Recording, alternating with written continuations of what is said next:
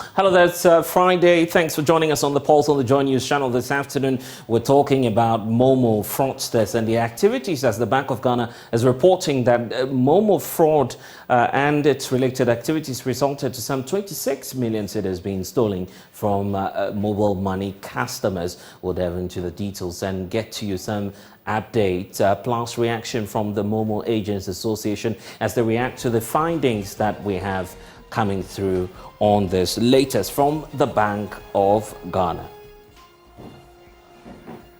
Also, we are looking at the internal race of the New Patriotic Party. Dr. Daffiama-Bussie-Issa officially entering the race today with a huge crowd gathering at the national headquarters of the New Patriotic Party to welcome the Vice President and to officially declare support for his bid to run as the next leader of the New Patriotic Party.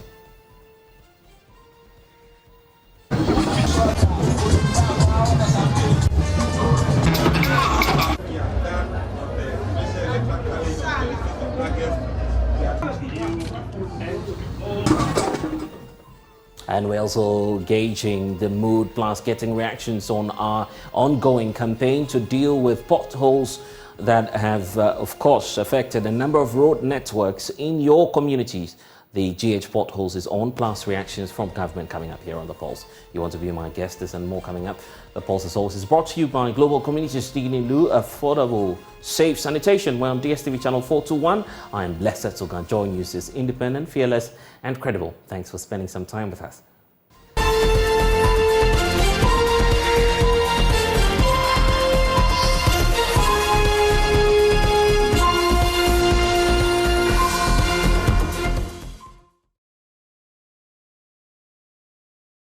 And this afternoon's course of supporters and delegates have besieged the New Patriotic Party's headquarters in their numbers, actually, in a charged atmosphere as the Vice President of the Republic, Dr. Daffiama-Bussie-Issa, filed his nomination forms to contest the party's presidential race. The Vice President becomes the second amongst 10 other aspirants that are filling nomination forms to contest.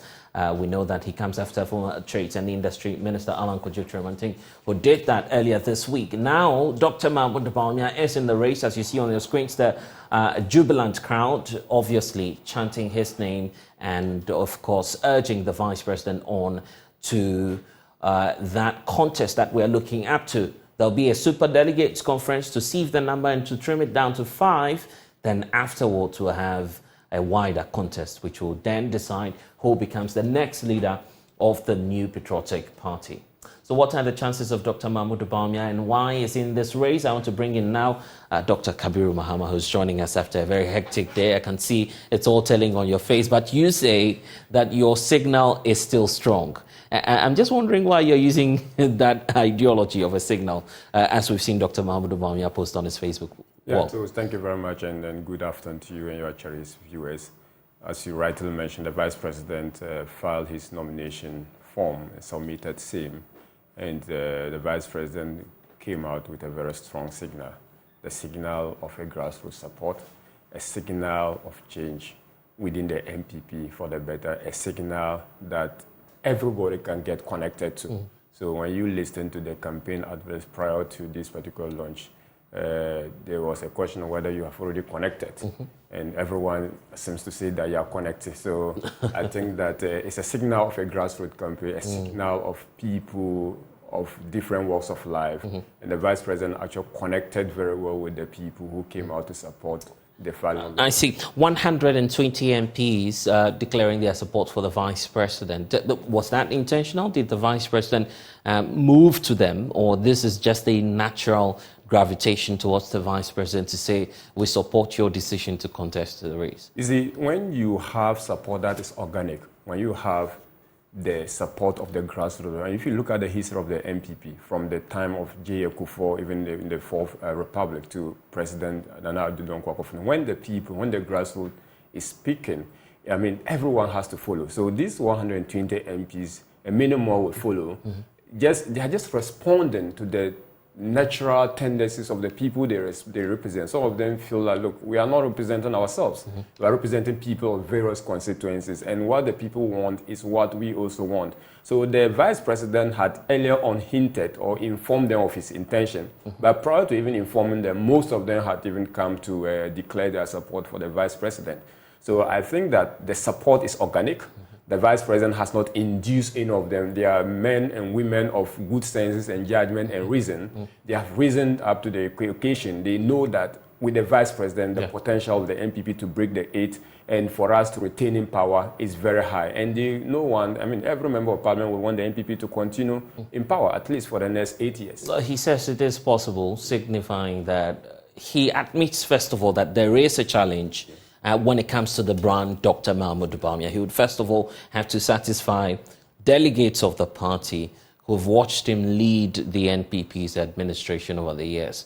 Are you confident that Dr. Bawumia is a brand that can sell even amongst the rank and file of the party? Yeah, so the vice president's words of it is possible that herald the campaign or the launch or the submission and filing of the form is not to suggest that the brand Dr. Mahmoud Bawumia is a difficult brand to sell, and that to put him before the delegates and before the Ghanaian public is difficult to brand him.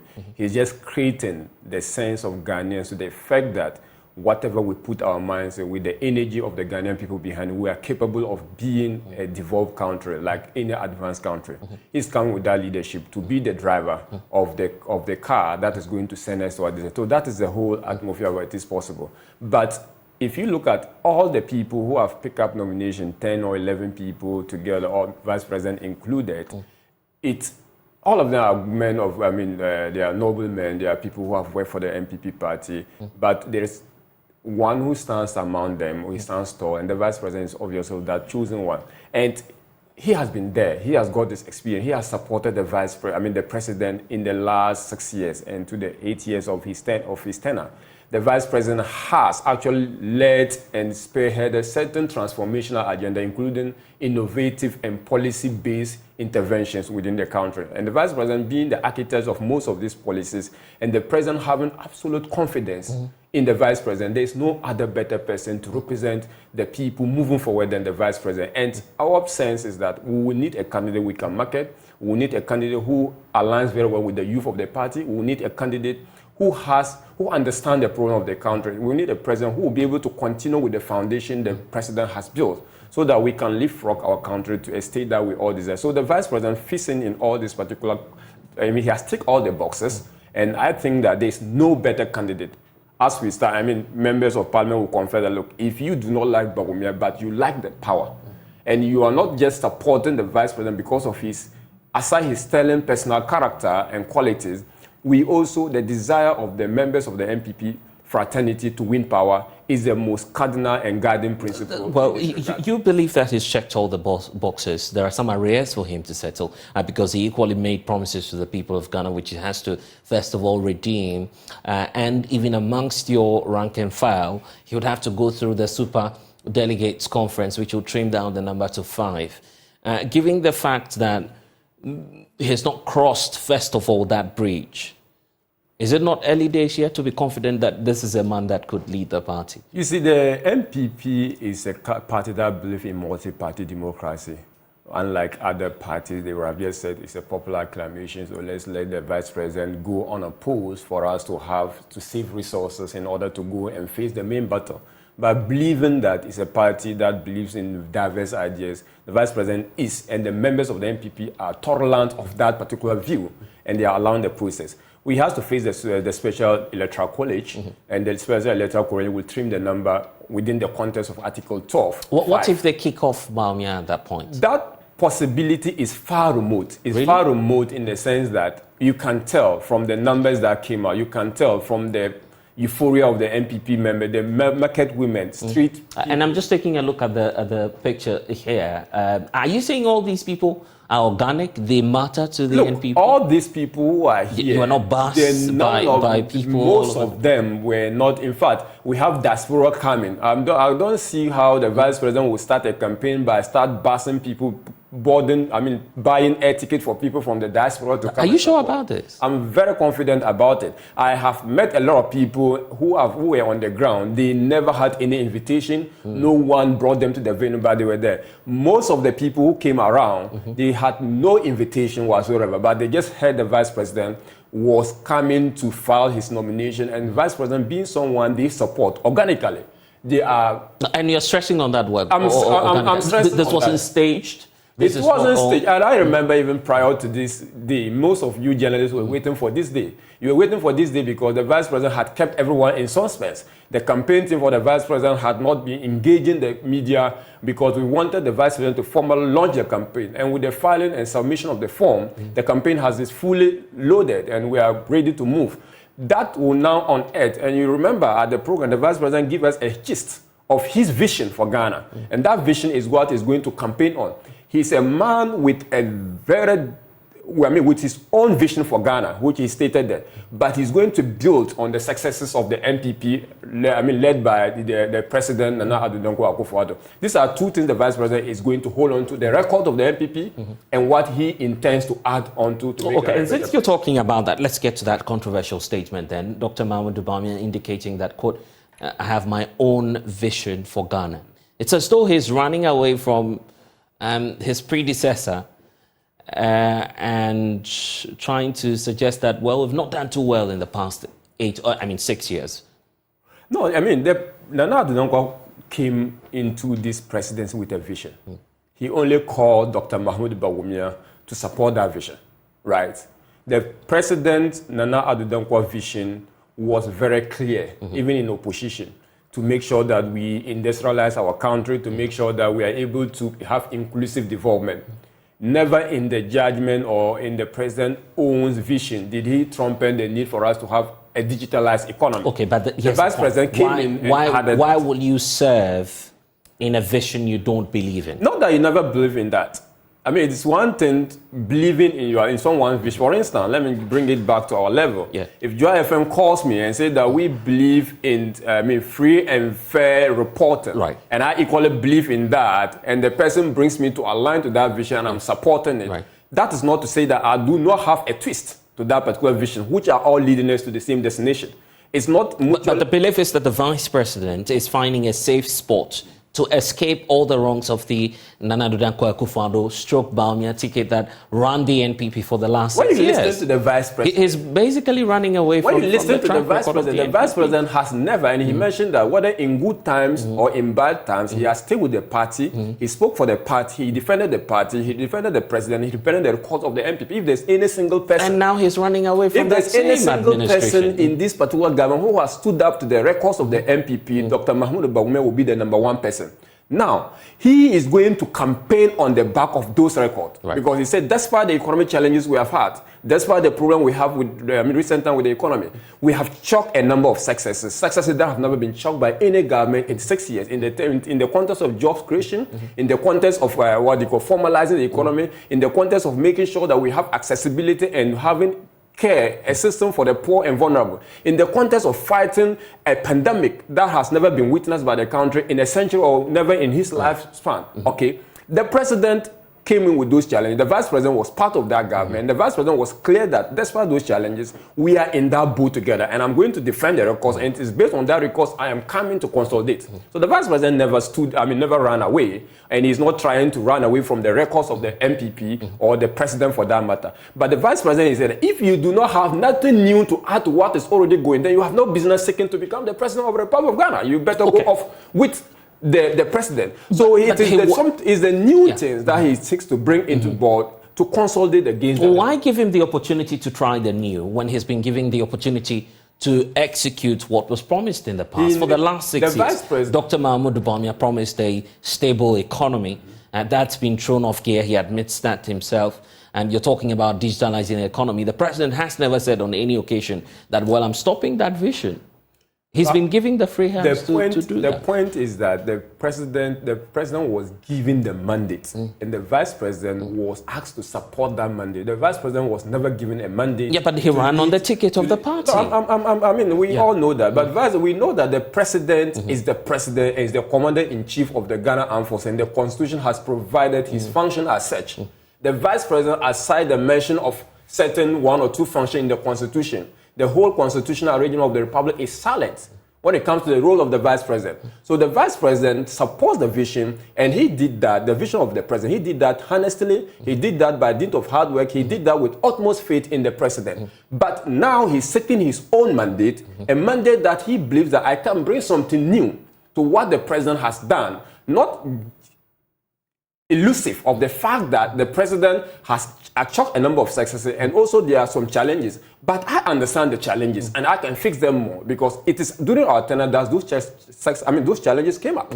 Okay, so the vice president is not running away from the record. The vice president is defending the record of Nana Addo Dankwa Akufo-Addo. The vice president will defend it any day, and is going to base on those records to seek another mandate, plus, and I stress, his own vision for the country, because his own vision is independent. This vision that you're talking about, there's a need for us to even probe the vision that you're talking about, because would have to see if that even aligns in the first place with what it is that Nana Addo Dankwa Akufo-Addo has been trumpeting over the past 6 years. Let's first of all listen in to Dr. Mahmoud Bawumia when he made that address earlier today. Scores of supporters and delegates besieged the MPP's headquarters in a charged atmosphere as the Vice President, Dr. Mahmoud Bawumia, came to file his nominations for the party's presidential race. The Vice President becomes the second among the 10 other aspirants to file nomination after former Trade and Industry Minister Alan Kyerematen filed his earlier this week. Speaking to Joy News, some of the delegates and supporters of the MPP who came from different regions said they believe in his competence, a reason they are supporting him. Basically, I'm here today to support the cause of His Excellency Alhaji Dr. Mahmoud Bawumia for one reason, and by extension, his generosity to so many people in the society. I'm coming from Ningo Pram Pram. I'm supporting Vice President because, to me, I think he's the only one who can beat the MDC boot to boots. We are supporting the Vice President because he's the only person that can carry Ghana where we want it to be, inshallah. Because when you look at the digitalization and all the things that he has in mind, it's a whole package. Bawumia is for the whole nation. He wants to take Ghana beyond our imagination. That's why we support him. I am from Domiabra, Obum constituency. Yeah, I'm a constituent secretary. Yeah, I'm here to support Dr. Alhaji Mahmoud Bawumia because I know he's the best person. He's the person to break the 8 with. That is why I'm supporting him. The entourage of the Vice President included 120 MPP MPs led by the Majority Chief Whip and MP for Nsawam Eduejiri, Frank Anodompre. Some of the MPs who spoke including Hawa Kumsin, Minister for Fisheries and Aquaculture, Greater Accra Regional Minister Henry Kwoti, impressed upon the delegates to endorse Dr. Mahmoud Bawumia in the elections because he has a track record to lead the party and maintain power in 2024. Although there have been concerns about sitting MPs endorsing presidential aspirants, Director of Elections for the MPP, Evans Nimako, said their actions do not contravene any provisions in the party's constitution. The party has open nomination. The party is aware some interested parties are consulting the party rank and file. And so we are measuring them based on the party's constitution as well as the rules and regulations set out by the National Council. So are there bridges or not? The MPs openly declaring? What we are saying is that for those who do not have direct role in the conduct of the elections, nothing bars them from supporting any candidate, any prospective candidate.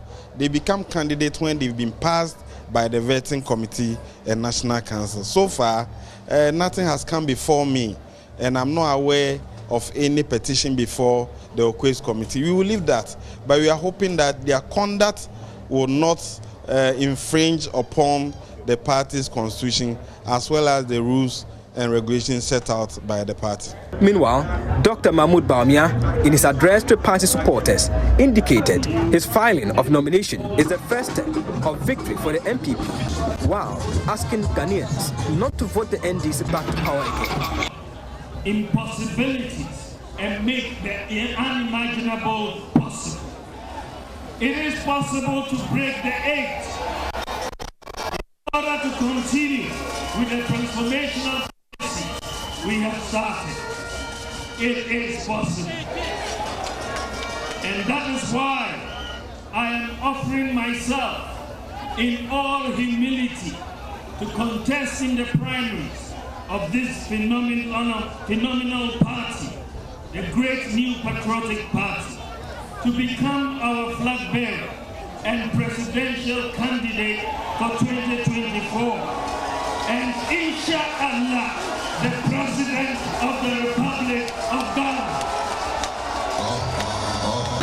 The governing MPP will close nominations by 24th June. The remaining 9 aspirants therefore have a week to file nomination or risk being removed from the race. Samuel Mbura, Joy News. Okay, then we don't have a confirmation if the others will go through. Just a few more days for them. But Dr. Mahmoud Bawumia quite confident about his victory. I'm just wondering what this plan you were talking about earlier is and why he says he has his own vision. What's top on the agenda for Dr. Mahmoud? Yeah, the Vice President mentioned a gist of that vision, and he was quick to add that that was just a gist because as the days go by, he will have the opportunity to present a comprehensive and detailed manifesto to back the bid that he's going to make for the presidency.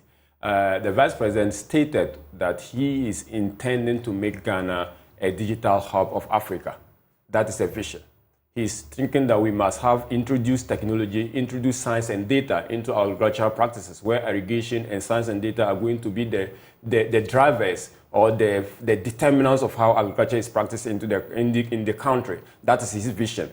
The Vice President has mentioned that, in fact, he gave a very good story, a story of how he started his life. He never had it easy from the Sakasaka GSS to Tamale Secondary School, where he had to work as a by-day, worker in order to fend for himself. He understands the life of the poor. He understands the life of the homeless. He understands the life of lepers. He understands the life of people with sickle cell. He understands the life of people with, cancer. These are different group of people. So he is intending to build a digitized economy that is going to be inclusive in nature. The inclusiveness of the development process of the country is something that is keen on because every person, someone on the street, has to be involved in the governance. And when you listen to him, he feels that we are comrades, we are people, we are family, we are friends, and you address them as well, my friends. Okay, that is the vision of the Vice President. The Vice President believes that Ghana can be able to do whatever we want to do and be able to compete favorably with advanced countries if we put our minds to it. And that desire, that particular conviction, that belief of the Vice President is what many at times will lack in this country in the form of leadership. If a leader has a clear vision, the visa belief in A, B, C, D as he has outlined, the Vice President is capable of doing that, and that is what he wants to come on. But in the meantime, the Vice President will be launching after the primaries or after he becomes the candidate, which we know by the grace of God he would become. He will unveil a very comprehensive manifesto, and you will see the dichotomy between the previous MPP manifesto and his manifesto. We'll be able to see the transition between that previous manifesto and the current manifesto the Vice President will be leading. Okay, so here's the question. What is it that Dr. Mahmoud Bawumia has been seeking for so long to have political power to do in the next 4 years or 8 years as he's seeking for, that he couldn't have done in the last 6 years, giving the opportunity as, first of all, Ghana's Vice President? And he touts the ability of the men he's worked with over the years as the chair of the economic management team. What else? Which other opportunities are you looking for? This question is a very important question because someone, and I've answered it, maybe you're asking the same question in a brief way. I've answered it that the Vice President had the opportunity as the Vice President. And what's that supposed to mean, by the way? What that's supposed to mean is that, and the vice president has never ever, run away from the fact that he's the most visible vice president this country has ever had. Yeah. And we all admit that the vice president record as a vice president of the Republic of Ghana is the most comprehensive, the most active vice president whose successes people can directly point to that he is a champion of but that's not the import of my question. The question is, he's been giving more than 6 years. You have 8 years. Why is he looking for 8 more to do? I'm coming to that. So you ask yourself, if someone has been given a role as a spare driver, or if you're given as a supportive, a supporter of the president, and is able to lead A, B, C, D, imagine that he's been entrusted with the constitutional mandate to carry on policies and programs without recourse to anyone. Okay, because anything the vice president will do as a vice president must be with recourse to the president. Okay, you cannot do anything within our constitutional arrangement without falling back on the president. Okay, the president has given the opportunity, most of the suggestions, but there's still more to come from the head of Dr. Mahamudu Bawumia. There are still more ideas that, one, you will need to get some institutional framework right. Two, you have the power of appointment, where you can appoint the right men and women that you feel comfortable working with in order to lead that particular project. The vice president is not a point of any person in the Republic. President Akufo-Addo did not appoint the right That is what I suggest. That's what I said. The success of President Nana Akufo-Addo is a reflection, and the true reflection of the capable men and women he has appointed. I get that. And the vice president will also come in with another set of a team that is seeking to work to develop the country. Okay, so the vice president, I'm not suggesting by any stretch of imagination that the president hasn't appointed in the first place.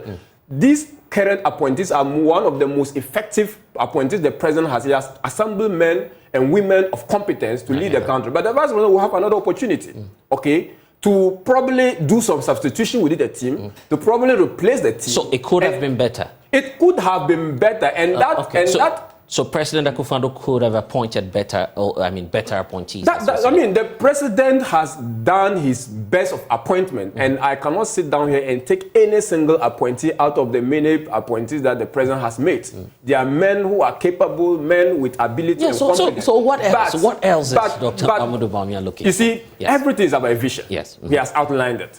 I cannot, if you sit here as I just use your macro organization to always illustrate my point that what you believe Joy FM should be doing, it is your belief. Until you have opportunity in management or to become the owner of Joy FM or Joy News, you will not be able to effect all those.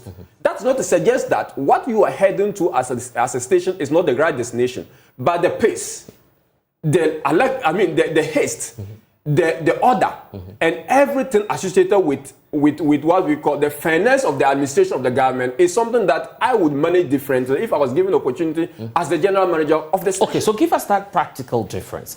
And I'm asking this question because we know that, for instance, the reason for which he may not necessarily have to resign even before contesting these presidential primaries is because he's running a joint ticket, a constitutional advantage that's been given to him, which attaches him strongly to the executive president of the country.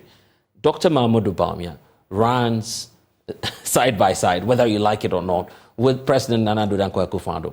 You cannot say that he's not been given the opportunity to transform and to push this agenda of digitization. We've had that.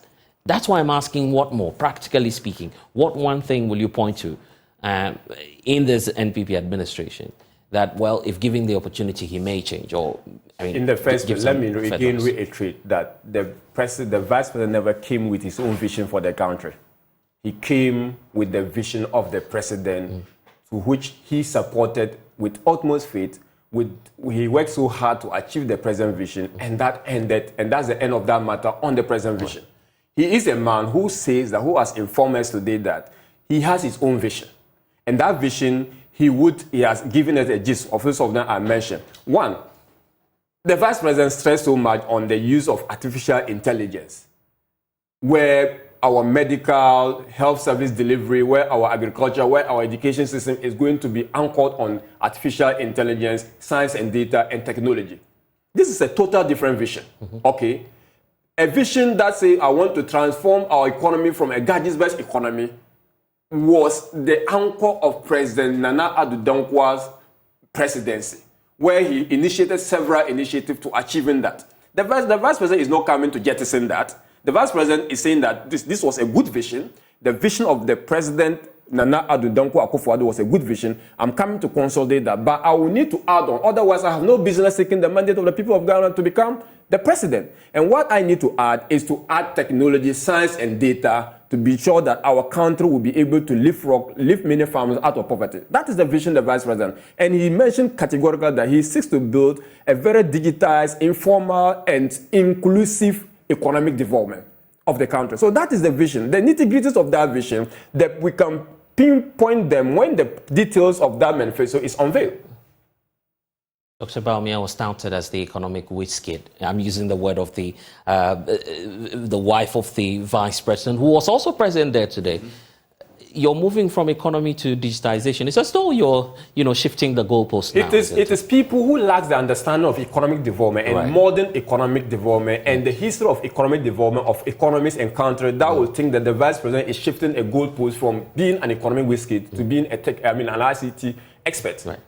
Far back before the vice president even became the vice president of the republic, he had written a book where he had stated categorically that the need for us to use technology in the pursuit of economic development, in the pursuit of inclusive growth, is a sine qua non. In other words, the vice president was very clear in his mind, even before he had the opportunity to even serve the people of Ghana as the vice president, that technology and economic development are not mutually exclusive. They are interwoven, they are mutually inclusive, and they are bedfellows. The vice president was clear on that. But for one to say that the vice president is moving away from economic whiz kid to an IT aspect is to lack the basis, to lack the understanding of how economies have transformed. The advanced economies, none of them has transformed. And we have the benefit of what you call technology, some of which we can take advantage of. The vice president is not shifting any goalposts, but he's just introducing the contemporary dynamics required contemporary measures in order to address emerging issues of your time. The vice president is abreast with that, and that is why he's coming with that. Even on the back of he being an economic whiz kid, the country had, prior to the COVID, we had unprecedented success in the economic front. The data is there for everyone to contest. And the vice president, even at the lecture, the very last lecture he had as Kaso Yesukrum, he was very emphatic of the successes government had chalked before 2020 when we were hit by COVID. Okay, even on the back of COVID, there are certain successes that are still unmatched within the Fourth Republic. Okay, so the vice president has never run away from the economy. The vice president has been able to support the president to develop a very stable economy, and the resilience of the economy was not in doubt until every economy around the world, every economy without exception, was thrown out of the gear. Okay, because COVID was not expected, because Russia-Ukraine war has also gotten rippling effect on the economies of countries across the globe. So that is not something to associate with the vice president's competence or incompetence. It is something that was purely exogenous, purely external, and the vice president couldn't have predicted, and no economy was able to predict that COVID was coming to hit them. Okay. You have 9 more names aside Dr. Mahamudu Bawumia in the race. If Dr. Mahamudu Bawumia doesn't make it through the extraordinary summit that you'd have to do to trim the numbers down to 5, you say you're confident you'll cross that, and doesn't eventually make it even onto the ballot, the very final one. Who will Dr. Mahamudu Bawumia be rooting for to lead as an alternative to his strong advocacy for technology and economic transformation? We shouldn't plan on inefficiency, because when the moment you begin to plan on inefficiency, you are doomed to fail. The thinking of the impossibility is even in itself a deficiency. So the vice president, there's no that alternative that the vice president will never make it to become the first 5 or eventually winning the. So when we even start that issue, the foundations that were planning on inefficiency. So he's winning at all costs? The vice president is going to win the election. In fact, at the very good cost for the people of the NPP and the Republic of Ghana. But he's a politician. He's suffered defeat before. I recall 2012 spending quite a great deal of time in the Supreme Court. It tells him that there is lesson background to the fact that you may try as a politician and lose your election. If he does lose, in that likelihood, you Dr. Kabiru, you know him so well. Who else would Dr. Mahamudu Bawumia be rooting out for? Dr. Mahamudu Bawumia is not planning on inefficiency. the vice president would go out, appeal to the people of the Republic, appeal to the members of the MPP, and all the members of the MPP, at least majority of them, will give him the backing. So the thinking of who to even support is out of the picture. Okay, the vice president has never sat down to think of, in the event I don't win, that event, possibility of that event happening is far, far remote. In fact, it is 0% happening. If it was 0.1%, then the vice president would have made provision that even though, okay, it's 0.1%, I mean, let me plan for it. But if something is zero, it is non-existent. So you don't even plan for something that is not in existence. He's been an apprentice, quote and unquote, to President Nana Dankwa Akufo-Addo.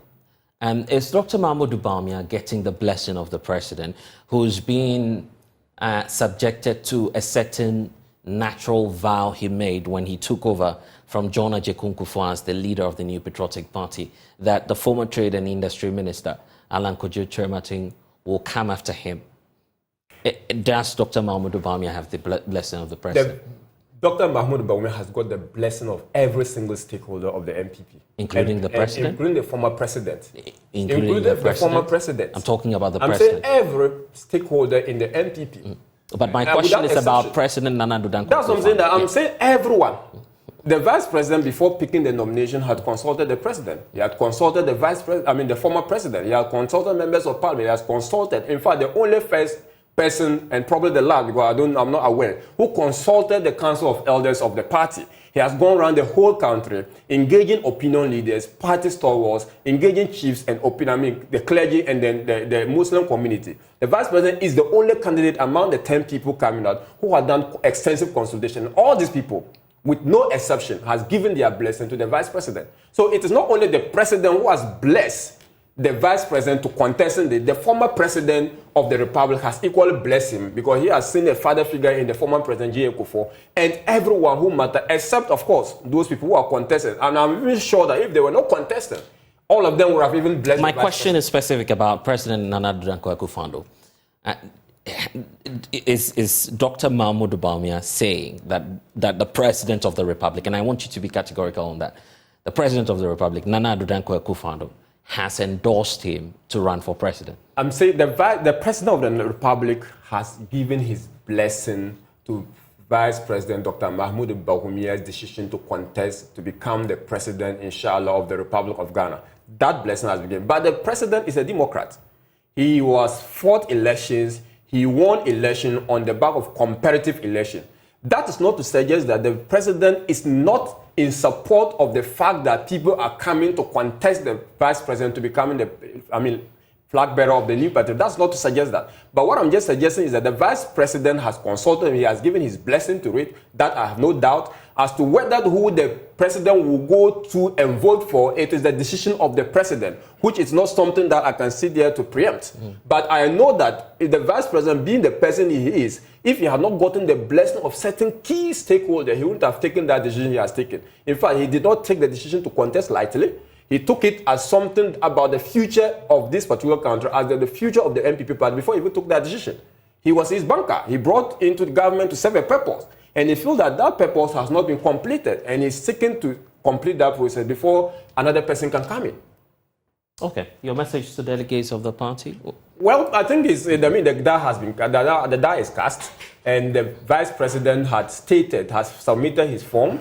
He has filed his nomination form, where has got the endorsement of at least 10 people across the whole country. It suggests that every region, every community is represented. With the representation of every region, my only appeal to them is that the vice president, as he embarks from today, is meeting some delegates even today. As he embarks the campaign as the campaign starts today, my appeal to them is that, look, they should put the interests of the MPP first. They should put into the presidency someone who is capable of delivering on the good of all of us. They should put in someone who has the clear vision on the development. They should put someone with humility, someone who understands the life of the vulnerable as well as the rich, someone who can be the bridge between the poor and then the rich, someone who can be the bridge between the elderly and the young. That is the person we need. And all these qualities are found in Dr. Mahmoud Bawumia. And my only appeal to them out there is that they should give Dr. Mahmoud Bawumia the chance, and we will never regret that decision we've made as an MPP and as a country. Okay. Dr. Kabir Mahama, I'm sure that we'll have this conversation again. It's just the beginning of a very long journey. Of course, we'll see what will happen in the coming days, but thanks for spending some time with us. Thank you very much for having us.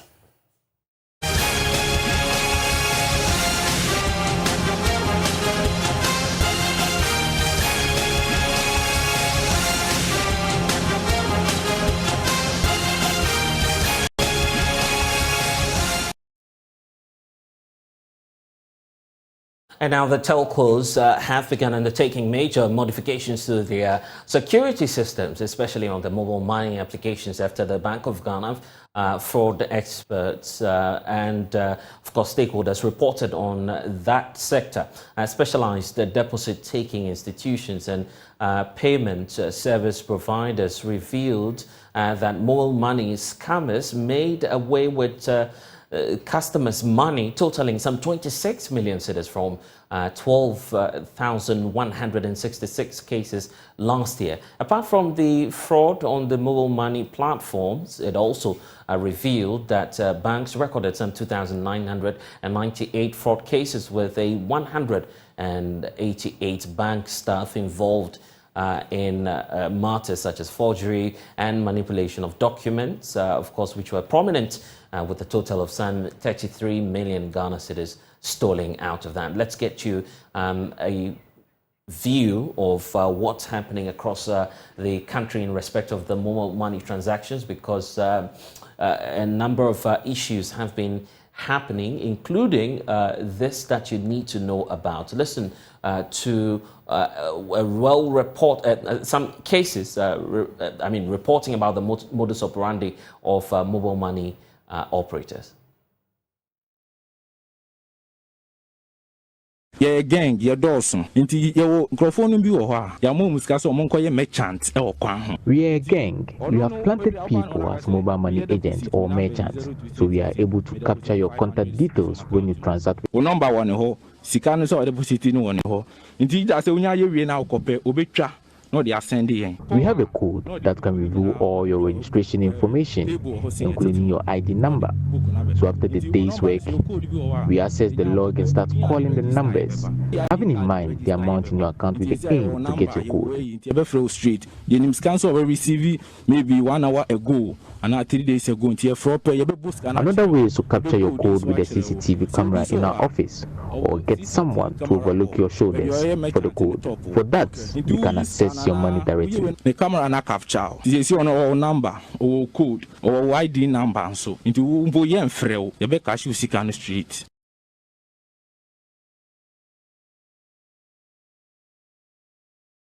Well, so that's how mobile money operators work in this country. A repented fraudster or mobile money scammer indicating their modus operandi there on our sister station as Empire FM. But let's get you a graphic picture of what's happening in terms of the mobile money transactions and how issues of fraud is taking an alarming rate within the sector.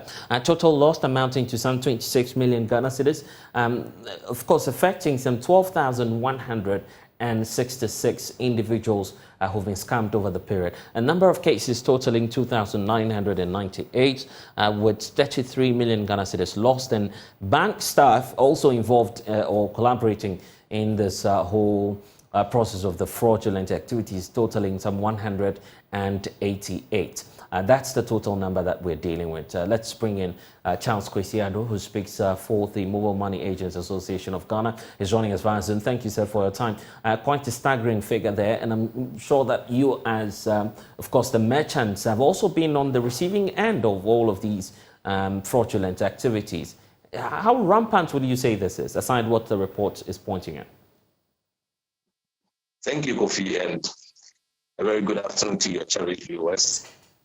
I want to put it on record that since the introduction of the Ghana card for the single registration, a lot of these activities have come to a standstill because the modus operandi that these fraudsters are going by have changed, and therefore it has become so difficult for them to be able to defraud customers and then that of the agent body as whole. But with that said, it will interest you to know that most of these claims of fraudsters are of the view that most of the agents body and that of some customers, a section of the customers, are not well equipped in terms of education with regards to the usage of the mobile money app. And it is so difficult. That brought about a third party into the scene. Charles, Without said, yes. Finding it so difficult. Charles, if you can hear me, we lost you briefly on the point you're making. If you could just take that point for us again about the modus operandi that you're talking about and the fact that some of the persons within the sector do not have a full comprehension of what's going on. Share that with us again. Charles, are you still there with us?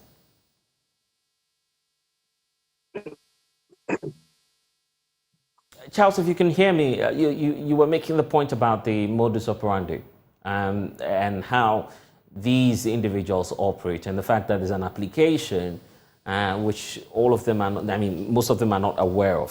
Share that with us.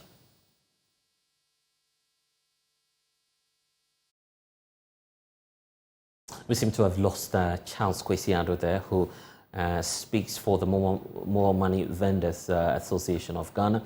They are equally alarmed about the staggering figures that we're looking at in terms of that 26 million people, 26 million Ghana cedis being made away with by scammers on Momo money activities. Will definitely raise him back to get a sense of what's going on within the sector. But the highest earner on the Social Security and National Insurance Trust, its monthly pension payments, was credited to his account over 100,000 cedis today. But over 50% of pensioners will only receive 300 cedis. The huge discrepancies actually relates to the level of contribution made by individuals while in active income generation activity. That's according to the Director General of SNIT, Dr. John Ofori-Tinkran, who says the amount of income one makes ultimately determines the amount of some SNIT payments and all of that. We'll get to that for you, but we'll definitely need to hear from the Momo Money Agents Association. We'll do all of that after this break. Please stay.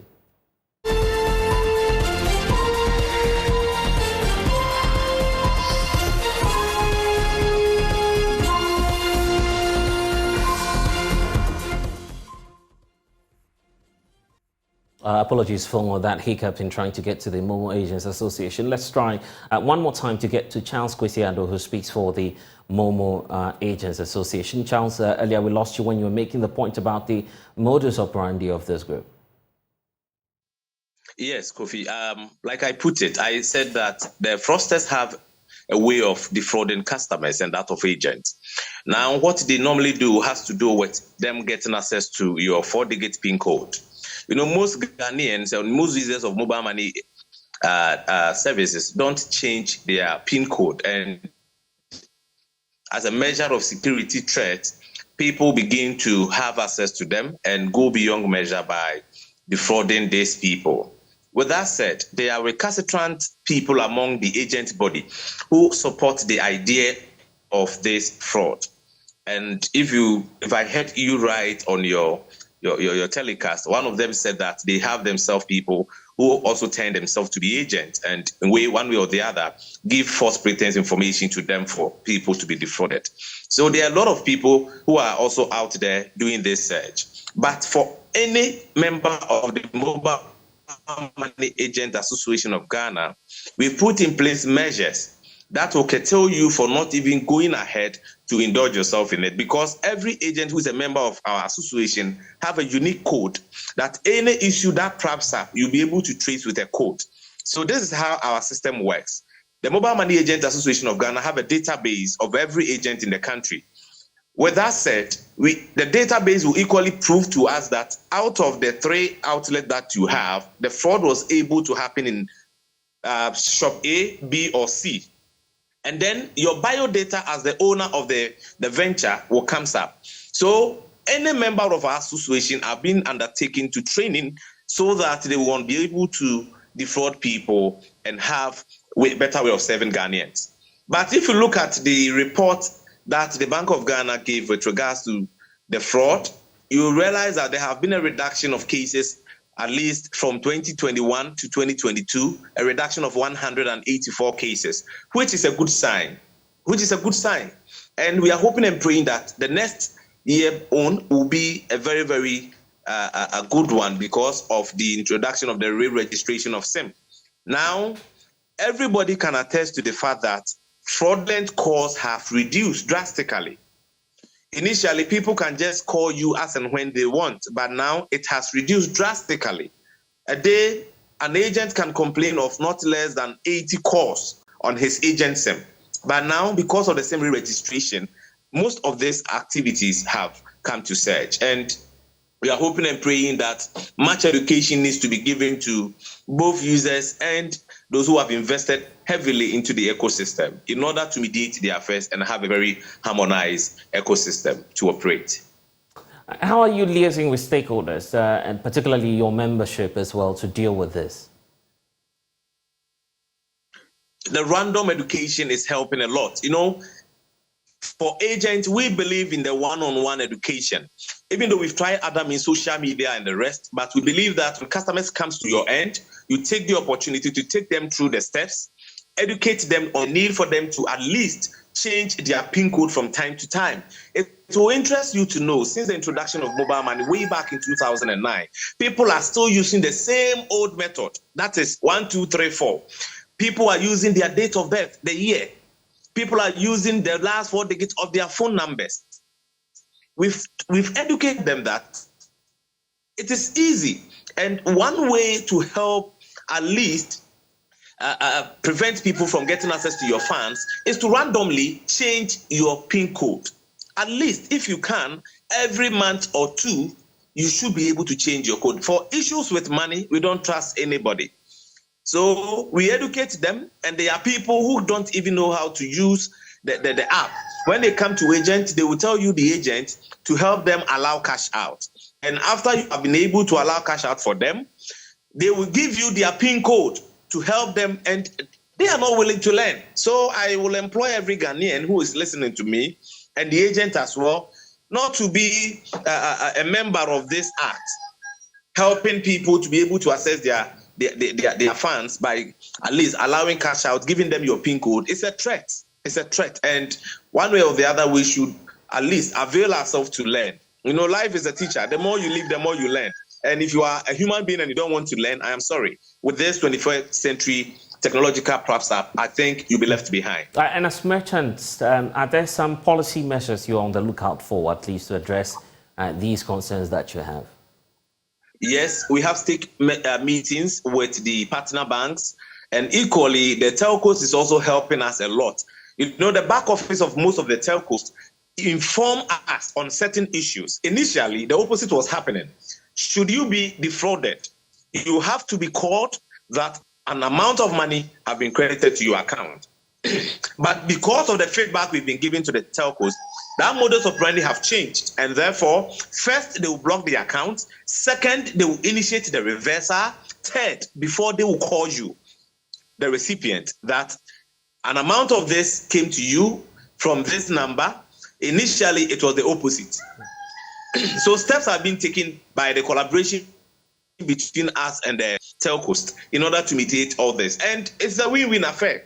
If this fraud increases, government is going to lose a lot of revenue.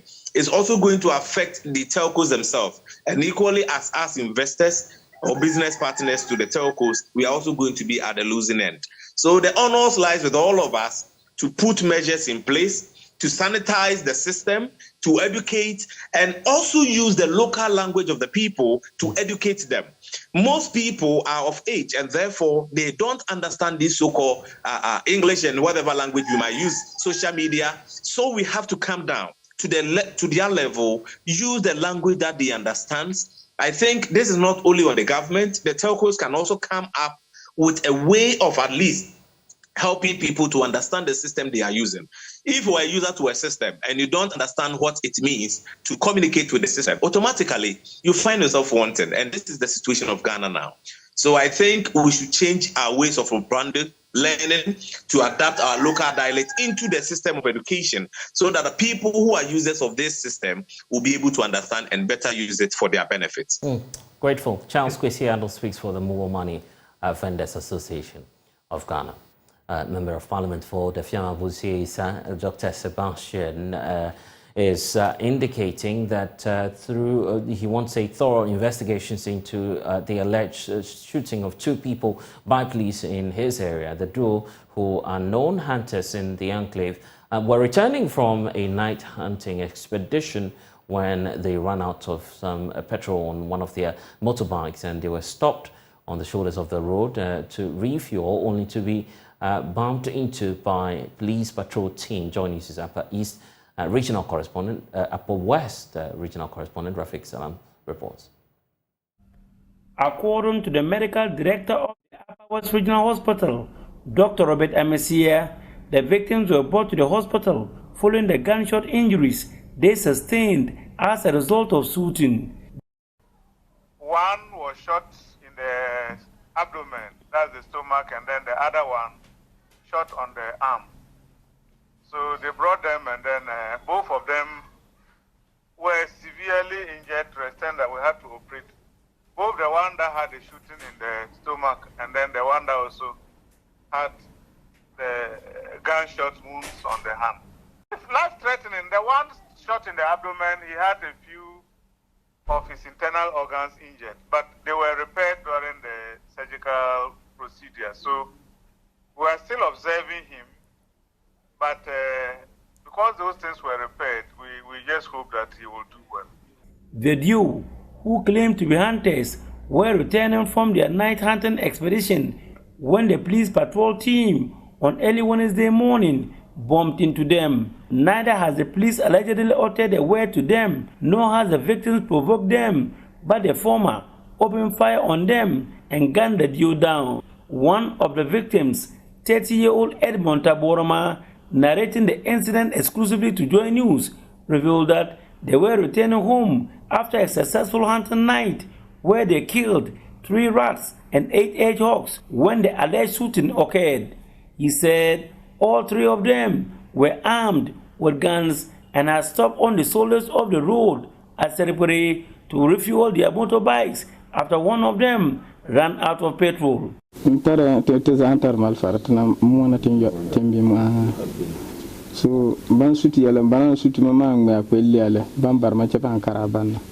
they started shooting immediately. I was the first to be gunned down. I struggled to get up, but I couldn't. They picked my bag, searched it, and got my 3 rat meat and the hedgehogs. They threw all into their petrol car, he stated. So Baman ir anen akaka anen len wadenga bag ngataga na balorpo. He expressed shock and the inhumane attitude shown by the police after they were shot. So Baman ir anen akaka anen len wadenga bag ngataga na balorpo. They refused to pick us either to the police station or the hospital. They only went and picked up the bike and ran it away. At least they should have used the rat meat for some light soup for us, but they carelessly move away, only to come and put handcuffs on us here at the hospital. He said, Amit After, member of parliament for the Daffiama-Bussie-Issa constituency, and who is directly related to the victims, Dr. Sebastian Sandare, is not happy with the incident and called for thorough investigation on the issue. Local hunters hunting for meat, maybe for survival, because that is what they rely on. Then on your patrol, during the day, it's not even from between 5 and 6, it's daytime. You open fire on them, didn't even bother to check on the people that you open fire, whether they are dead or whatever. I mean, arrest them so that even you can protect their lives first and investigate for whatever reason you have shot them. They ignore them to their fate until they call, their community members to tell them that they had gone hunting and the police came and opened fire on them just by the roadside. I mean, it's something that is unfortunate, and therefore I would call on the police administration. I would call on the regional commander, the regional minister, the IGP, the interior minister who is from this region to go into this matter, because we seek justice. We think that It must be investigated promptly so that we all know the reasons why the police opened fire on hunters. Accompanying the Daffiama-Bussie-Issa legislature was his colleague legislature from the Warwas constituency, Superintendent Retired Peter Tubu, who also shared same sentiments. If a policeman should find somebody with a weapon, I don't think that the first thing to do is to fire. No. The first thing to do on sighting somebody with a weapon is not to shoot. And there are rules and regulations governing the use of firearm. Justification for the use of firearm is a training that is so key in bringing out police officers. So I will join the MP in calling for rapid investigation to this matter. Reporting for Joy News, Rafik Salam. Wow. And now the Ministry of Gender and Children Social Protection says it has initiated a number of activities targeted at enhancing the rights of children using the internet in Ghana. The ministry, in a statement to mark the Day of the African Child, explains that the recent search conducted by the government of Ghana in collaboration with its international partners reveals that almost 30% of children in Ghana using the internet have encountered offensive content on the space. Here are excerpts of that statement indicating that, of course, sincere compliments on the Day of the African Child from the Department of Children and also the parent organization, the Ministry of Gender, Children and Social Protection, to all children in Ghana. As always, UNICEF, GES and all these international partners and other partners are equally working with the ministry to make the celebration a success. Now, every year on June 16, we pay tribute to the school children of Soweto, South Africa, who fought against racial aggression and mistreatment of black children in schools by observing the Day of the African Child. Now, the subject matter for the 2023 celebration is the right of the child in the digital environment. The choice of this theme is laid on the foundation to observe a significant impact of digital age on how children exercise and realize their rights. Then the statement goes ahead to point out that according to a recent study conducted by the Ministry of Communication and Digitization and other partners into child online practices in Ghana, while 7 out of 10 young people use the internet for learning, it is concerning that 4 out of 10 children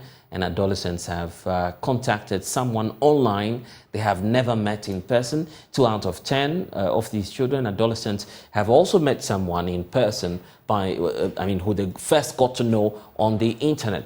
It is also worth noting that almost 30% of kids and teenagers reported having internet experiences that irritated or offended them. Here are excerpts and very staggering figures that I want to bring in Awa Damamenyahu, who's the Executive Director for Child Online Africa. Thank you for spending some time with us on the Day of the African Child. Your organization is dedicated towards creating a safe internet environment for children. But looking at these figures that we have, it appears that we have a lot more work to do. Where do we start off from? Policy measures or getting parents involved?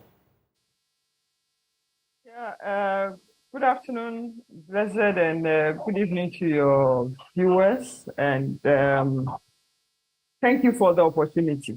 And happy Day of the African Child to every young person out there. Talking about the numbers, Blessed, I don't see them as disturbing enough because if we compare this study to the initial study which was carried out in 2016, clearly we've improved.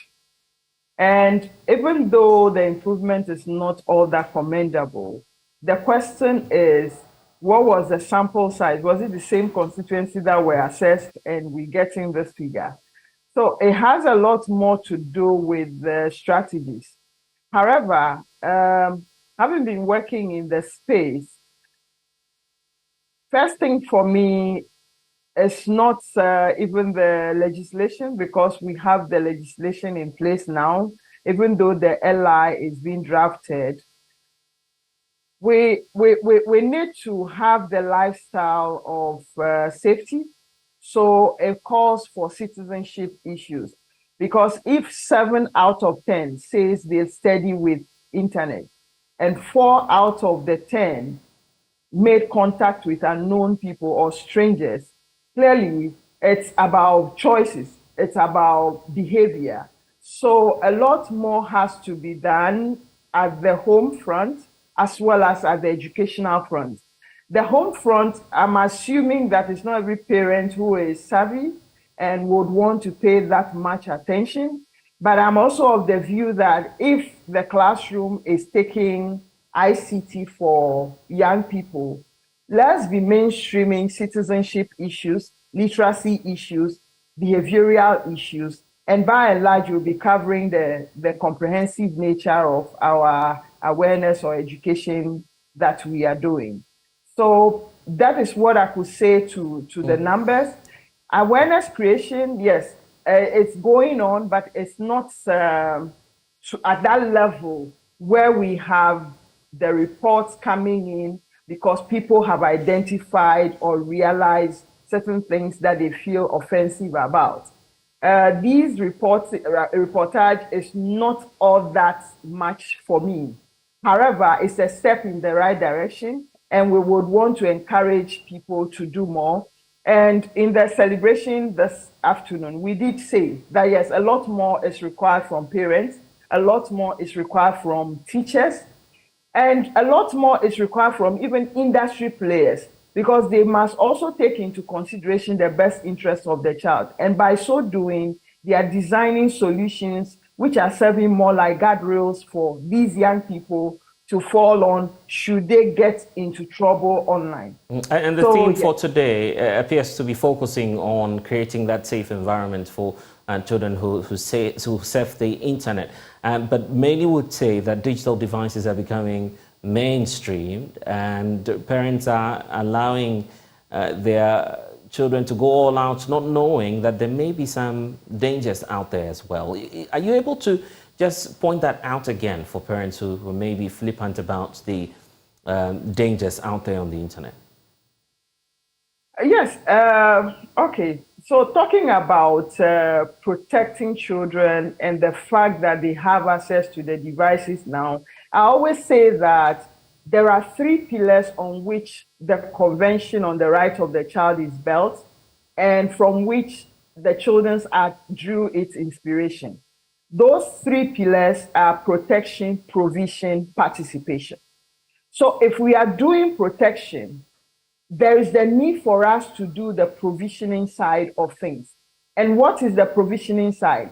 Giving them the skills, giving them devices which are safe and secure, giving them the space which is child-friendly enough so they don't stumble upon things too much in order to get into trouble. And then the participation, until they have the skills and the provision, they will not be able to participate effectively. So we might have children who are filming each other or filming themselves and letting out there. So we need to look at the protection or the child protection bit in the digital space in a holistic manner, taking into consideration what we are protecting, their well-being, their rights online, and then the fact that they are online, what are some of the things they will be encountering? It's a super highway.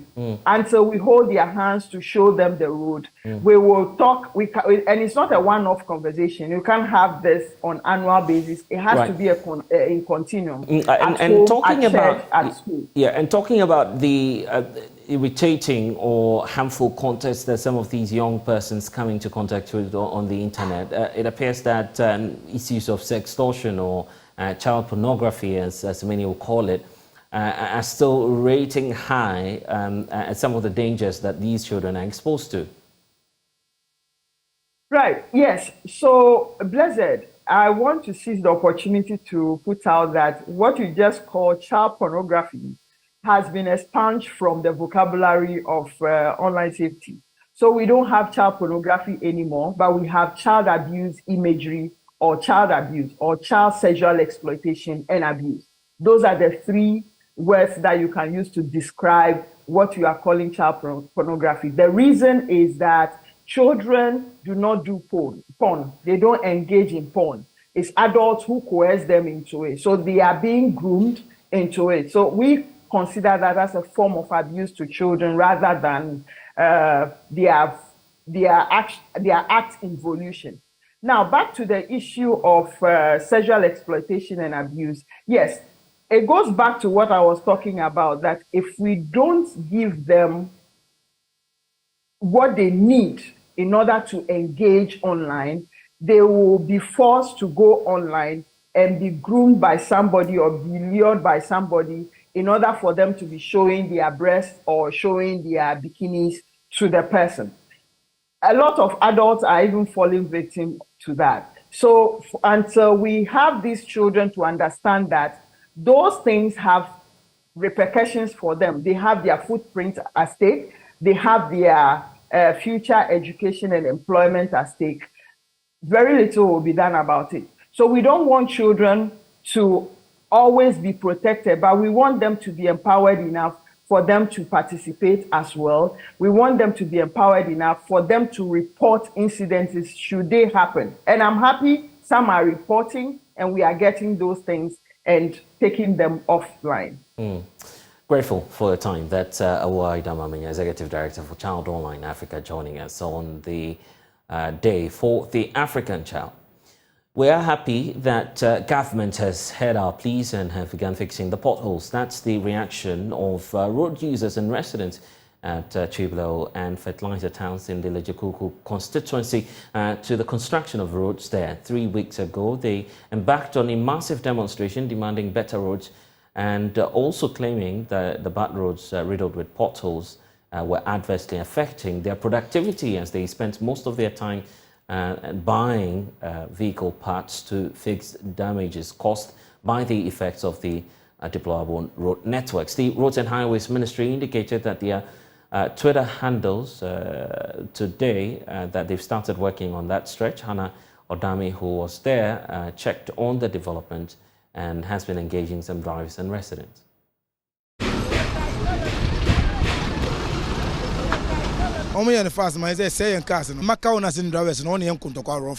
Worried that their vehicle owners continue to fight them over low sales, these drivers who say they use most of their daily sales to purchase vehicle parts damaged by the deplorable nature on the roads in this vicinity staged a demonstration to drum home their demands for better roads.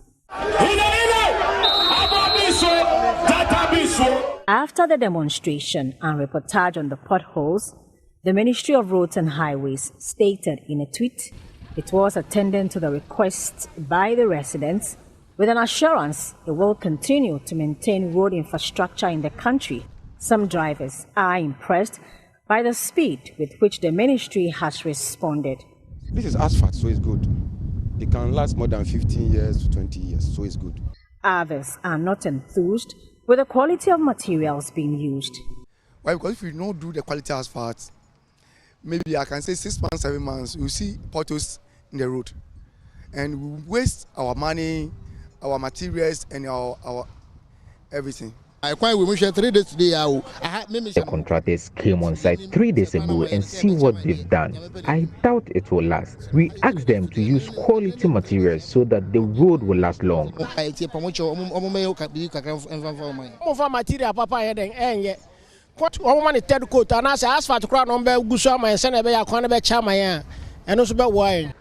some, the pace of work isn't impressive.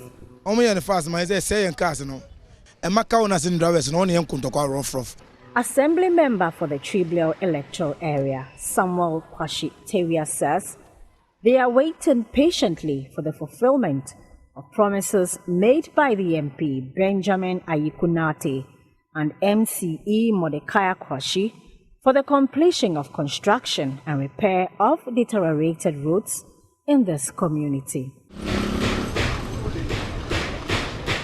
From the Chiblo and Fertilizer roads in the Lejikuku constituency, I am Hannah Odami for Joy News.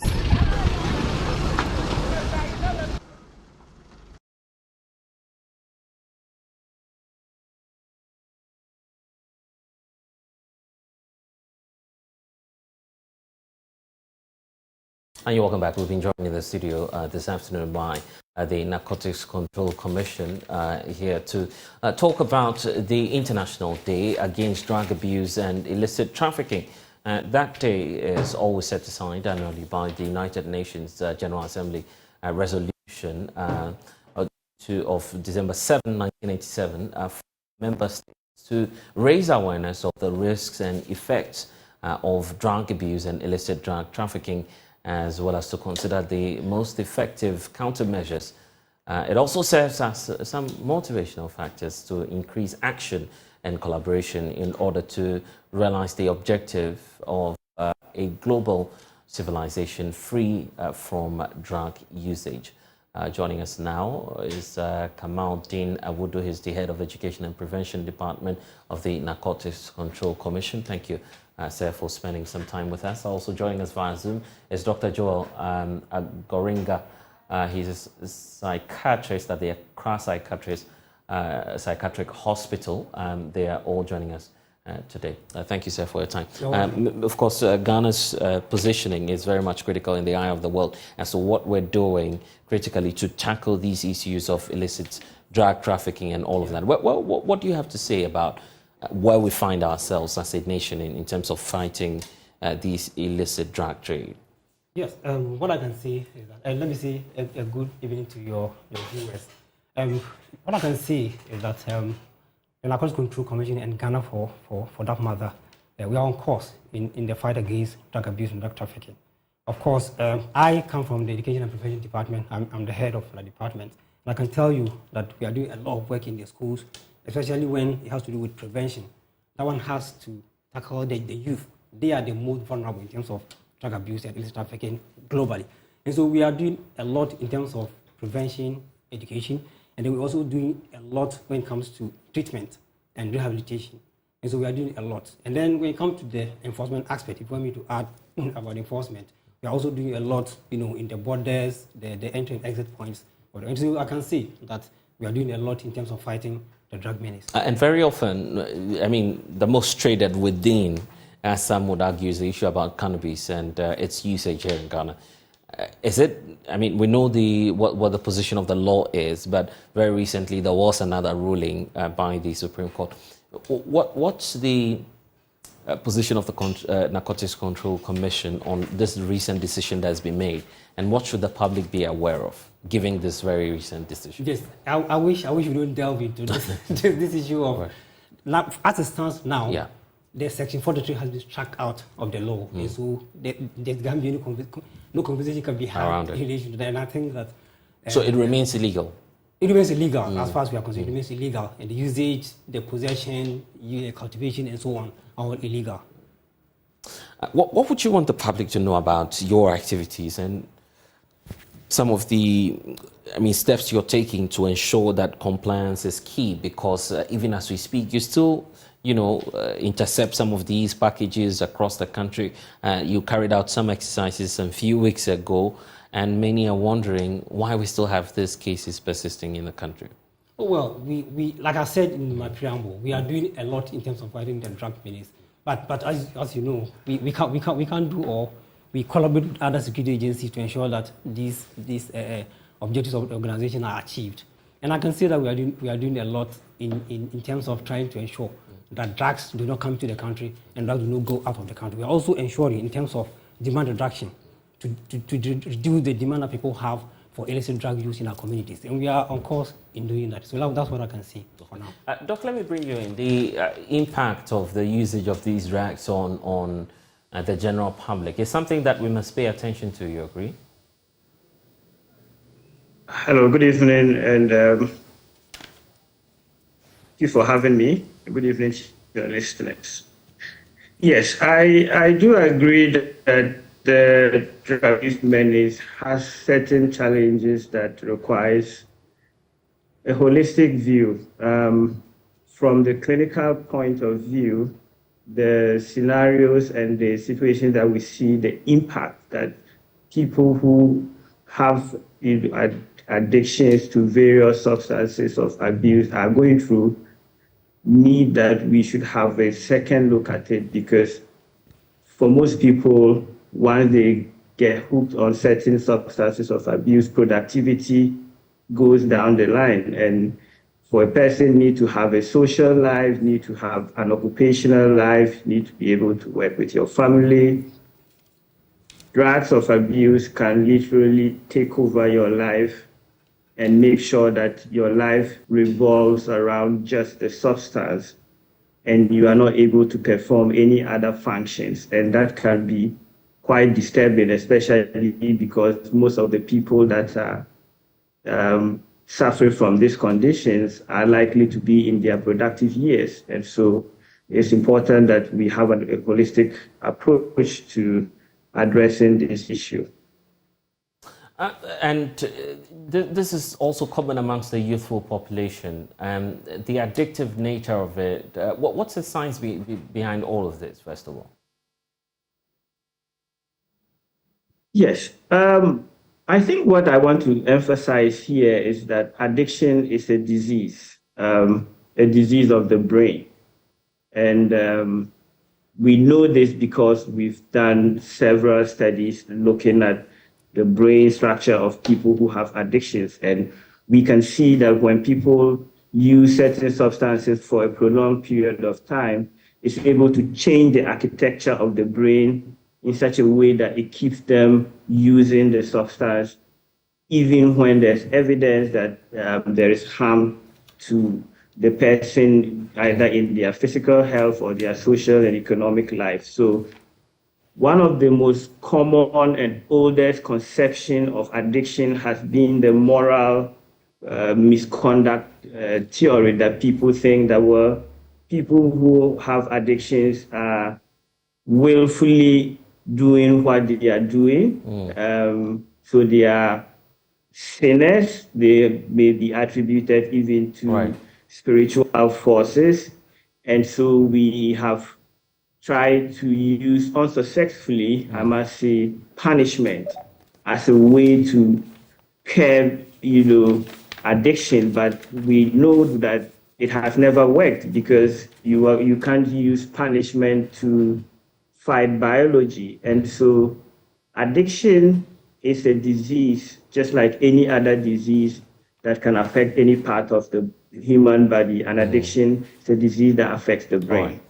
Doc, thank you so much for joining us here on The Pulse. I'm grateful. Let's deal with the aspect about the trade itself of the drugs within the country. The trade? The illicit trade, I should say. What is the law saying about it, and what do we need to know about the position of the law on that? Yes, the position of the law in terms of the trade is that it is illegal. Any engagement in any illicit business in relation to anything that has to do with narcotics, it's illegal. And there are penalties for that when you contravene the law. And when you go to the section that has the table for the penalties and offences, you see all the penalties spelled out clearly. Are you able to share some of the? Yes, if you don't mind.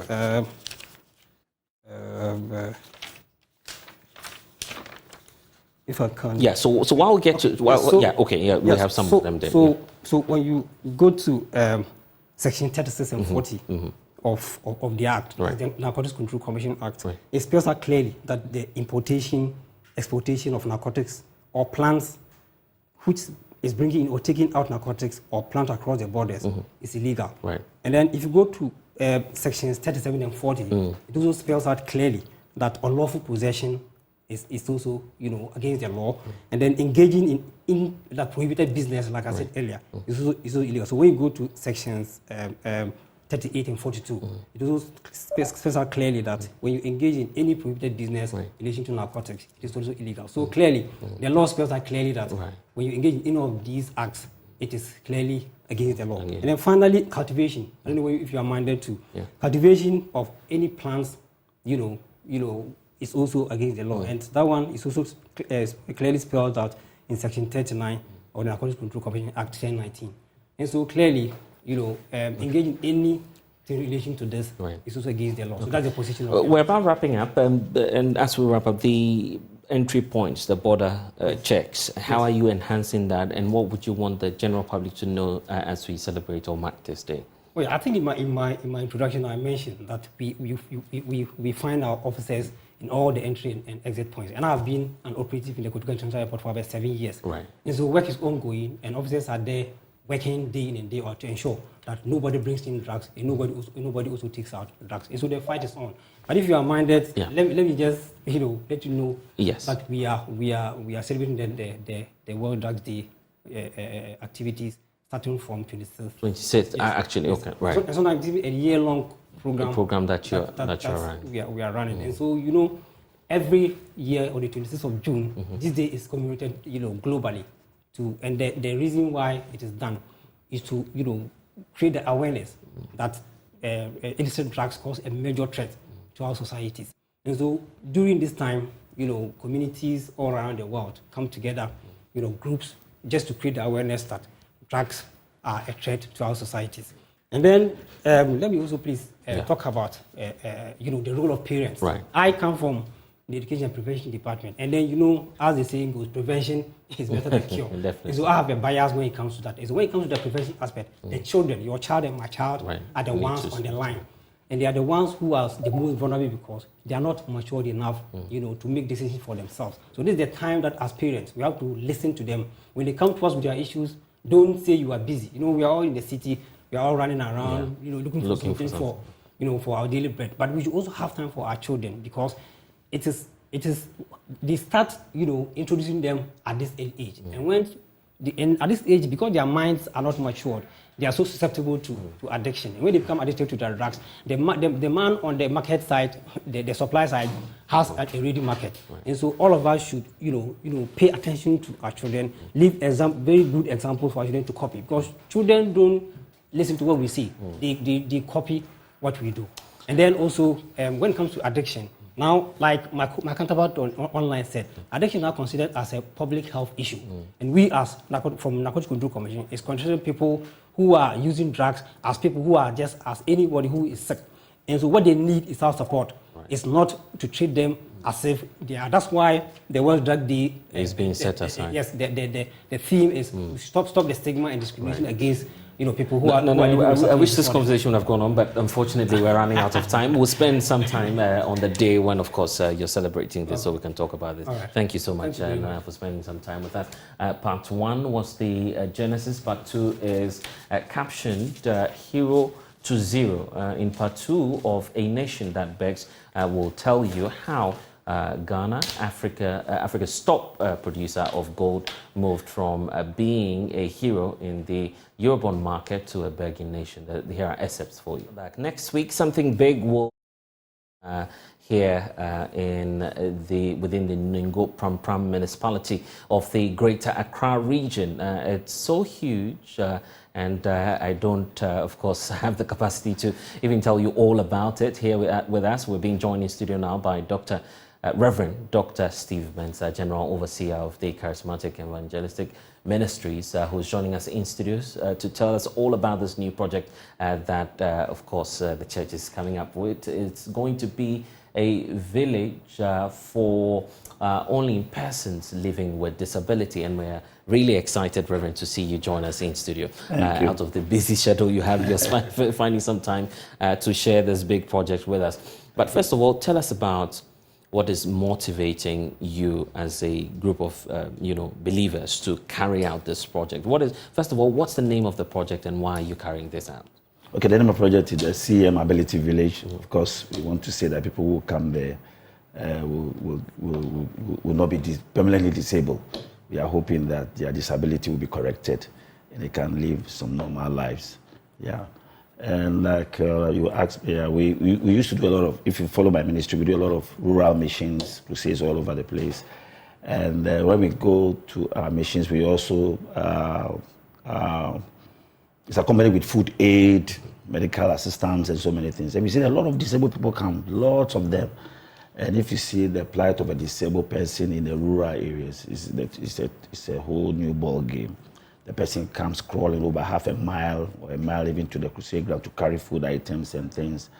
And some of them are not able to carry them because they don't have wheelchairs and things. So at a point, I remember at one point I had to carry bucket, mattresses and things to follow a woman who was working with both hands and knees, and we followed her to her home.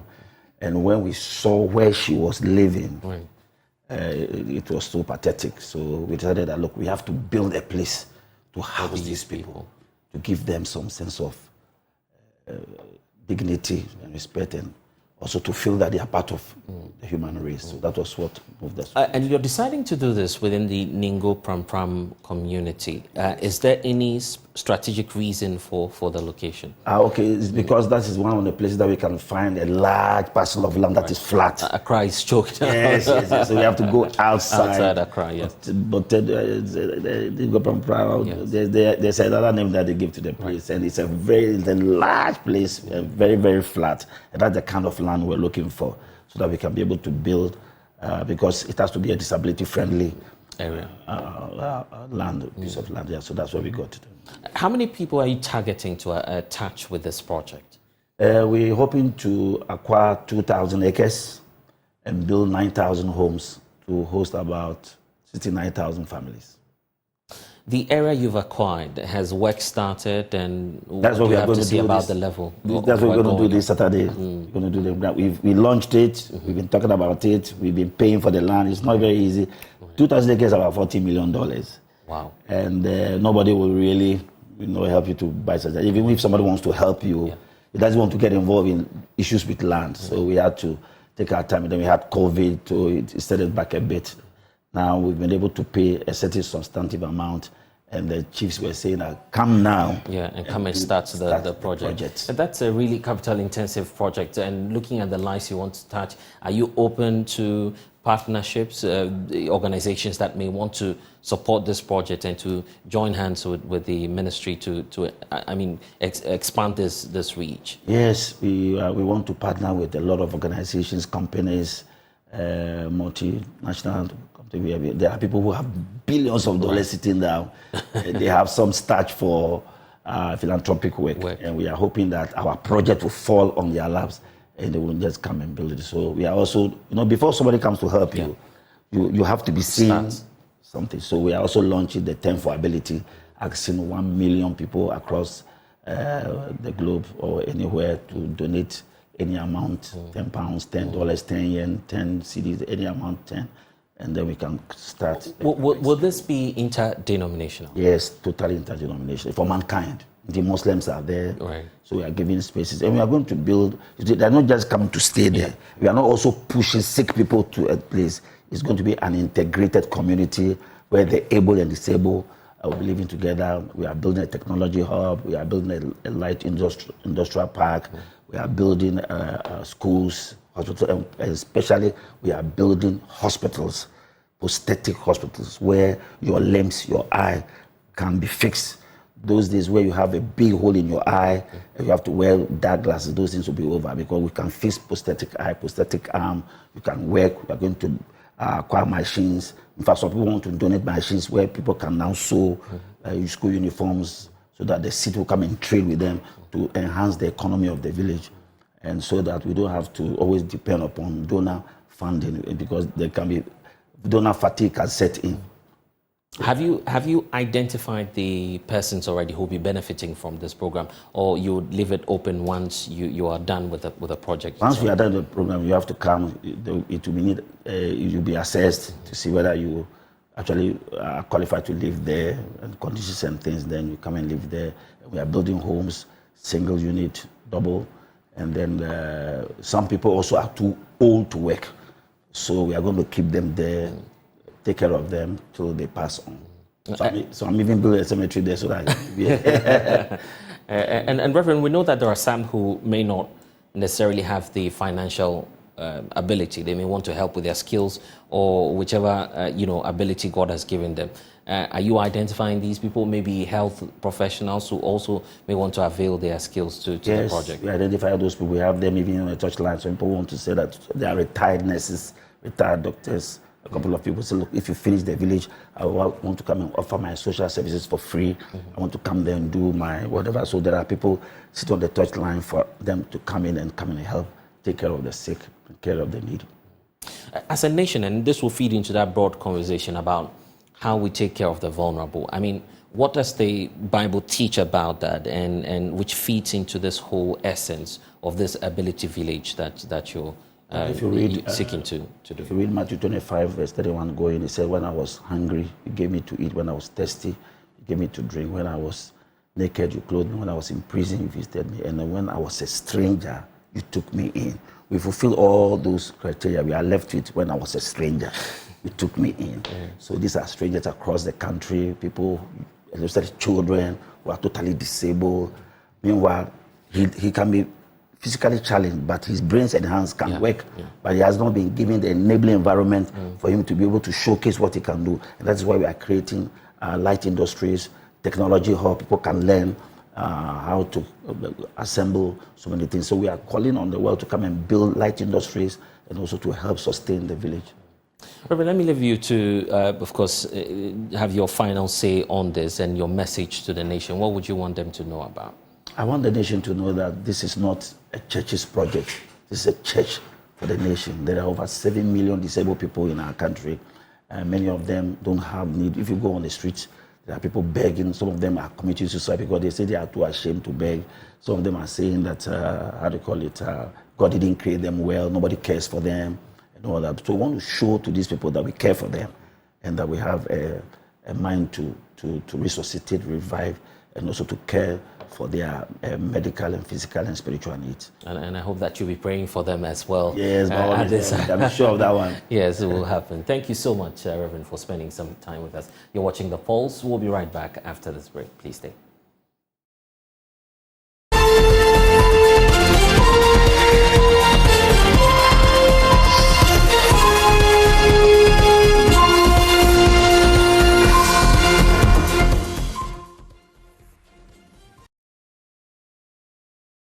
And you're welcome back to The Pulse. Next week, an official ceremony will be held in parts of the country to mark the World Sickle Cell Day. The day has been set aside to alert the global public about sickle cell disease. And various global and local organizations will definitely come together during this day to promote awareness campaigns and to embark on a number of activities that will recognize the necessity of the early diagnosis of sickle cell disease. Well, fortunately, I've been joined by our guests helping us with the conversation, Selena and Rosalie, who are joining us with the conversation. So let's start off with the celebration that we're about to have. Why is it so necessary to have this conversation? Okay. The reason why we are celebrating the Sickle Cell Day is to create more awareness and then encouraging people to test before even getting married or having children. What are some of the activities we're expecting as part of the celebration? Actually, it also marks the anniversary of the passing away of Professor Ohene Frimpong, one of the architects and advocates for sickle cell disease globally. And the theme is knowing your genotype and also having newborn screened. And so we'll be having a lot of advocacy on the need for parents to know the status of their children as well as adults also knowing their genotypes before they even decide to choose partners, because the choice of a partner is very inimical to helping curb the spread of sickle cell disease. Do you feel there's enough awareness on the condition? No. Unfortunately, until the creation of the Ghana Sickle Cell Foundation, we didn't really have an advocacy group, unlike the other conditions like the AIDS Commission and the Cancer Foundation and all that. Sickle cell didn't really have anybody to speak for them until Ohene Frimpong and his colleagues came together to do that. And so for us, I mean, already last year, the Vice President and government announced that screening, provide one of the drugs, hydroxyurea, for free on NHIS, right. But we don't have enough advocacy, and I think this is the reason why we always need to come together to do that. If there's a message to partners, those who may want to be a part of the celebration, what would that message be? It is important for us to know our status. It is also important to know the status of your child, especially when you're born, because sickle cell disease is a painful one, stressful one, emotionally draining. So when you know that your child or your baby has sickle cell right from the start, it makes it easier for you to seek medical help to help manage it well. And I think together, I mean, once you do that, and then also knowing your status before settling in for a partner helps you to understand the dynamics of what you go in for in case you should know. It is important for us to know our genotypes so that we would not be adding up to the sickle cell. Right. Let's talk about some of the activities we're to expect starting next week. Are there some activities, maybe a free screening that will happen? Would that be the case? Okay, so what we are doing is a national and then continental and then globally. So in Ghana, what we are doing is to try and then test most babies that are born within, and then we screen them and then treat. So that's what we are focusing our attention on, newborn screening. Okay, beyond that, are we expecting something else to happen? So I have no idea what the foundation is coming up with, but I believe that they would also be doing something to honor the memory and legacy of Professor Ohene Frimpong. Right. And we would also be having a review of how the hydroxyurea 1 year on, after being put on NHIS, how it has fared and whether it is really making the needed impact. We will also review and assess the newborn screening exercise. Like Karina has said, it will be an ongoing exercise across the country, but then stakeholders will also come together to find out what the 1 year of that exercise had also come up with. And I'm grateful that you're able to join us here on The Pulse. And that's all we have for you on this package of the show. I'm Blessed Sugan. Log on to myjoyonline.com. We have more stories for you. Next is Business Live coming up shortly. Please stay.